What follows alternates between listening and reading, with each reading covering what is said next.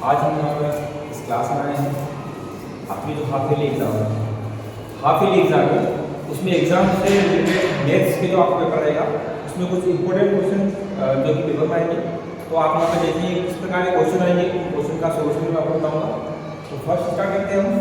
पहला क्वेश्चन जो आपका तो किस टाइप का रहेगा, तो simple addition of rational number, मतलब परिमेय संख्याओं का जोड़ किस प्रकार होगा। तो देखो पहला क्वेश्चन है आपको कि -2/3 में आपको ऐड करना है 3/5 प्लस -5/6। बहुत बेसिक क्वेश्चन है, इसमें सिंपल एडिशन हो रहा है। तो हम इसको सोल्व करने के लिए शुरुआत करते हैं। तो मैंने आपको इसके लिए समझाया था कि जब भी इस प्रकार के क्वेश्चन आते हैं तो इस क्वेश्चन में हम सबसे पहले ब्रैकेट को सोल्व करेंगे। Bracket -2/3 as it is plus bracket में अगर आपको सिंबल दिख रहा है अपोजिट सिंबल तो पहले आप उसको चेंज कर दो। जैसे कि आपको यहाँ पे दिख रहा है 3/5 प्लस माइनस का 5/6। जब एक प्लस का नेगेटिव है और एक माइनस का है और दोनों के अंदर ब्रैकेट लग रहा है मतलब इनटू हो रहा है, गुणा हो रहा है, तो पहले साइन को सोल्व करेंगे। तो 3/5 प्लस माइनस माइनस धन ऋण होता है 5/6। ये हमारा ब्रैकेट सोल्व हुआ अंदर वाला। सेकंड थिंग हम करेंगे तो हमारा सेकंड ब्रैकेट जो इसको सोल्व करेंगे। इस ब्रैकेट को सोल्व करने का सबसे बेसिक फंडा है, ये रेशनल नंबर है, ये रेशनल नंबर है। इसको सोल्व करने के दो तरीके होते हैं। पहला होता है एलसीएम जो कि आप बेसिक जानते हो, दूसरा होता है क्रॉस मल्टीप्लिकेशन। बहुत सिंपल है, इसको सोल्व करने के लिए हम नीचे वाले जो डिजिट है उसका आपस में मल्टीप्लाई करते हैं 5 into 6, ऊपर वाले डिजिट में क्रॉस मल्टीप्लाई 6 का मल्टीप्लाई 3 में 5 का माइनस, तो 3 into 6 minus 5 into 5। ठीक है, चलो नेक्स्ट स्टेप में 2/3 प्लस इसको सोल्व करा हमने तो 6 3 18 -25 अपॉन 30। ठीक है, नेक्स्ट स्टेप आती है आपकी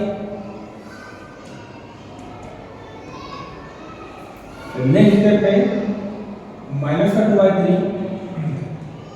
अब देखो 18 -25, 18 में 25 में माइनस करूंगा तो 7 बचेगा, बट बड़ा पूर्ण नंबर से जो बिग डिजिट होता है 25 साइन उसका आता है, तो ये आएगा -7/20 सॉरी -30।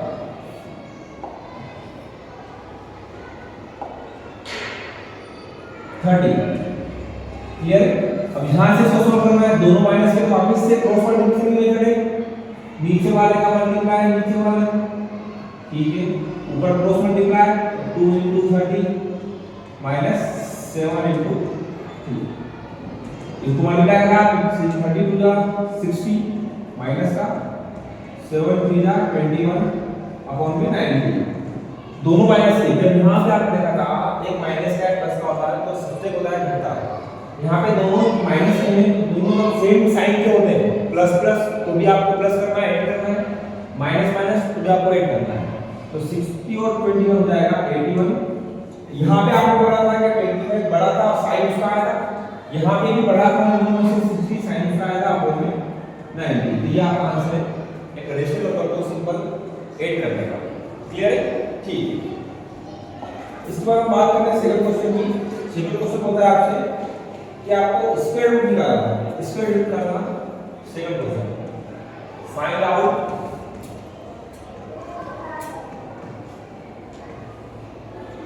Square root of 1764।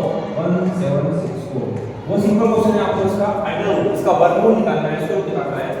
तो इसको सोल्व करने का तरीका होता है कि 1764 के आपको फैक्टर करना पड़ेंगे, गुणनखंड करना पड़ेंगे।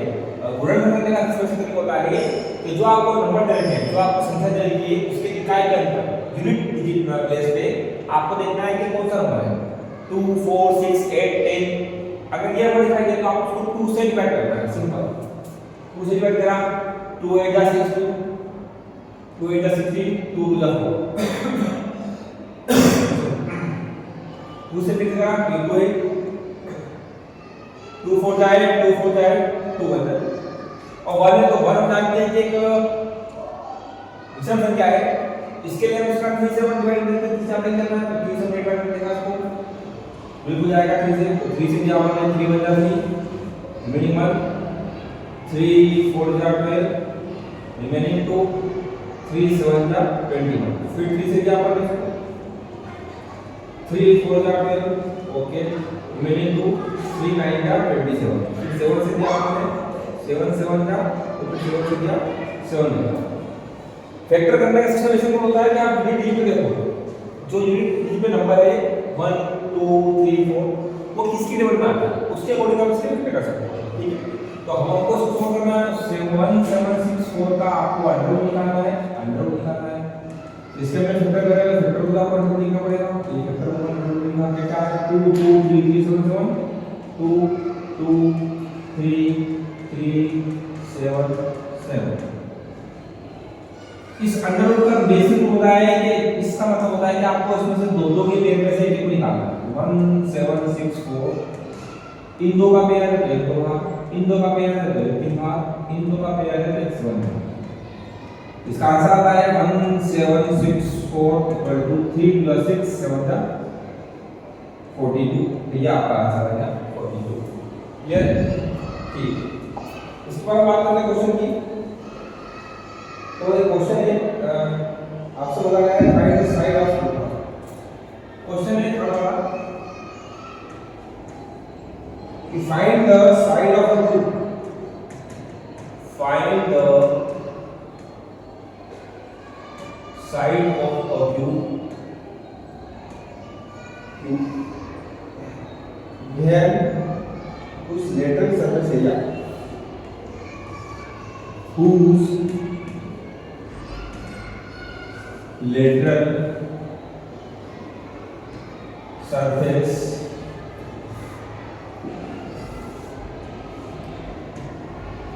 area is 400 सेंटीमीटर स्क्वायर, ठीक है। सॉल्यूशन, अब आपने देखा है क्यूब क्या होता है, तो मैं बता रहा हूं क्यूब जो होता है ऐसा डब्बा होता है जिसकी लेंथ ब्रेड्थ और हाइट तीनों इक्वल होती है। तो ये इसकी लेंथ हो गई, ये इसकी ब्रेड्थ हो गई और ये इसकी हाइट हो गई, ठीक है। तो सरफेस एरिया निकालना होता है पृष्ठीय क्षेत्रफल, इसको बोलते हैं पृष्ठीय क्षेत्रफल। तो हम जानते हैं इसके पृष्ठ के ऊपर भी एक स्फीयर है, तो स्फीयर का फॉर्मूला होता है a * a। साइड में भी एक सरफेस है तो a * a। तो कितनी सरफेस है 1 2 3 4 5 6 7। तो हम जानते हैं we know that the surface area of या सरफेस एरिया ऑफ एक दूसरे surface area of cube equal to क्या होगा फॉर्मूला 6a²। तो आपको इधर रखा है 400 इक्वल टू 6a²। ये 6a² कैसा आएगा क्योंकि इसकी टोटल सरफेस कितनी है, सरफेस जो भी आपके पास कितनी होगी a 6। एक सरफेस का एरिया कितना होगा, एक सरफेस का एरिया जो रहेगा वो रहेगा आपका एरिया ऑफ स्क्वायर। तो एरिया का a * a तो a², तो 6 का मल्टीप्लाई करेंगे तो 6a² आएगा। इसको आपको सोल्व करना है। ये 400 अपॉन में 6 इक्वल टू a²। ये आपका हो रहा है 200 अपॉन 3, तो 200 अपॉन 3 इक्वल टू a²। ये इधर आएगा अंडर रूट में 200 अपॉन 3 इक्वल टू a। इसको आप सोल्व कर सकते हो फैक्टर करने से, ठीक है। इसको सोल्व कर लिया 2 * 10 * 10 अपॉन 2 इक्वल टू 1 बाहर आएगा अंदर बच गया अपॉन 2 3 इक्वल टू। ये आपकी साइड है, क्लियर है। इस प्रकार क्वेश्चन आप देख सकते हो, इसका सॉल्यूशन निकाल सकते हो। इसके बाद हम देखते हैं कुछ क्वेश्चन जो आपके लॉन्ग क्वेश्चन आएंगे, उसके अंदर आपको एक बार बनाना रहेगा। क्वेश्चन किस तरह करेगा, कोशिश करेगा कि आपने टेबल दे दी, उस टेबल में आपको बोलते हैं दिया जाएगा कि कुछ बच्चे, मान लो बच्चों की संख्या 100 हो 150 हो 200, कुछ बच्चे स्कूल जाते हैं। अब स्कूल जाने का उनका जो माध्यम है, उनका जो तरीका है वो किस प्रकार का आपको दे रहा है 100 बच्चों में से कुछ बच्चे बस से जाते हैं, कुछ बच्चे कार से जाते हैं, कुछ बच्चे पैदल जाते हैं, कुछ ठीक है, कुछ बच्चे बाइसिकल से जाते हैं और कुछ बच्चे अदर तरीके से जाते हैं। तो उनके नंबर आपको पता करेंगे, कुछ बच्चे आपको करेंगे 20, 16, 8, 10 और 30। ओवरऑल बच्चे आपको करेंगे इस प्रकार से उनका जो वे रहता है इसको करने का वो दे रखना है। तो आपको इसको बार ग्राफ को शो करना है, ठीक है। तो इसको फुल करने का तरीका होता है बार ग्राफ को शो करने के लिए डिपेंड करता है कि आप जो आपको डाटा दे रखा है, डाटा किस प्रकार का, उसका स्टार्टिंग पॉइंट के साथ, उसका एंडिंग पॉइंट के साथ। अगर डाटा कम से शुरू होके ज्यादा लंबा रह जाता है तो हमको उसका जो स्केल लेना पड़ेगा, थोड़ा बड़ा लेना पड़ेगा। और अगर हमारा डाटा जो रहता है वो कम चलेगा, इसका मतलब आपको सबसे बिलो सबसे कम नंबर मिलेगा आपको 2 और सबसे ज्यादा नंबर मिलेगा आपको 100।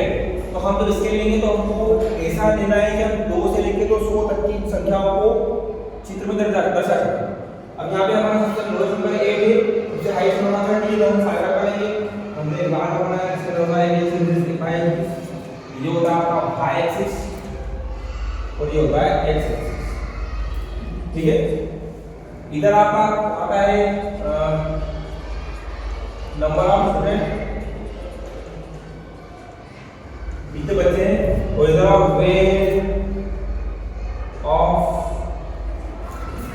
गोइंग स्कूल, क्या तरीका है उन्होंने बताया। इसको डायरेक्ट तरीका कौन सा, तो पहला आपका बस है, ये बस, दूसरा आपका कार है, ये कार, तीसरा आपका फुल स्टेप है, ये फुल स्टेप, चौथा आपका बाइसिकल है, ये बाइसिकल है, पांचवा आपका अदर है, ये अदर है। अब 20 बच्चे, अब यहाँ पे आपको लेना है तो अपन ने चालू करा 5 से, 5 0 हो गया, ये 5 हो गया, 10, 15, 20, 25 और 30। 20 आ रहा है तो 20 का ग्राफ है, ये 20 का ग्राफ होने वाला है, ठीक है। अगला 16 है तो 15 से थोड़ा सा ऊपर, ये 16 है तो 16 पे। अगला अपना फुल स्टेप कितना 8 है तो 5 से डायरेक्ट ये आ जाएगा 8 लगभग 5 प्लस की बीच में आ जाएगा। अगला अपना 10 है तो प्लेन वाला ऊपर आ जाएगा, प्लेन आएगा। अगला अपना 30 है तो 30 से ऊपर आएगा, ये हो जाएगा।